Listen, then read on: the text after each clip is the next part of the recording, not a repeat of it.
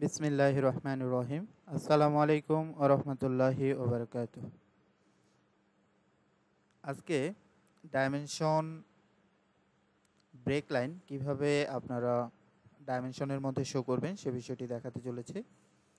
তো এখানে আমার 7 ফিট 6, কিন্তু এখান থেকে আমার যে 10 ফিট 8 এর যে ডাইমেনশনটা আছে এই ডাইমেনশনটা আমি ধরুন 20 ফিট দেখাতে চাচ্ছি। যে আমার এই যে লাইনটা আছে এই ডাইমেনশন লাইনটা 20 ফিট পর্যন্ত শো করাতে যাচ্ছি, বাট আমি এখানে 20 ফিট যদি দেই তাহলে অনেক দূর পর্যন্ত আমাকে এই ড্রয়িংটা প্লট করতে হবে বা প্রিন্ট করতে হবে। তো সেটাকে আমি একটু শর্ট করে ধরুন আমি অল্প একটু জায়গার ভিতরে আমি এখানে 20 ফিট দেখাতে যাচ্ছি। 20 ফিট বা 40 ফিট যেরকম ডাইমেনশন আপনাদের দরকার বা যেই ডাইমেনশনটা আপনি ব্রেক লাইন হিসেবে দেখাতে চাচ্ছেন।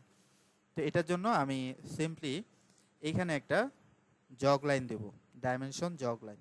তাহলে আমি কিবোর্ড থেকে প্রেস করব DIM ডাইমেনশন।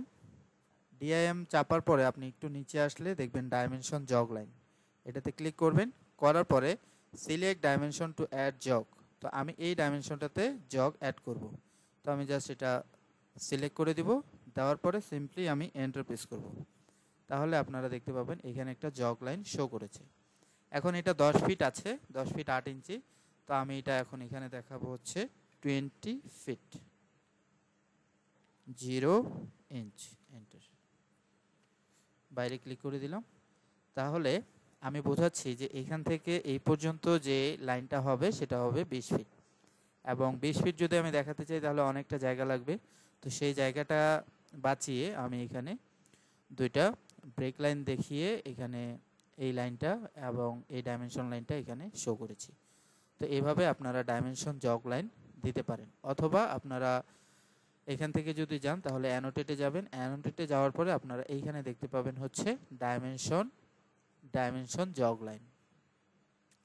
এটার উপরে হভার করলে আপনারা এরকম দেখতে পারবেন। তো ভিডিওটি আপনার উপকারে লাগলে অবশ্যই ভিডিওতে একটি লাইক করবেন এবং এরকম বিভিন্ন টিপস অ্যান্ড ট্রিক্স পেতে আমার চ্যানেলের সাথেই থাকবেন। ভালো থাকবেন, সুস্থ থাকবেন। আল্লাহ হাফেজ।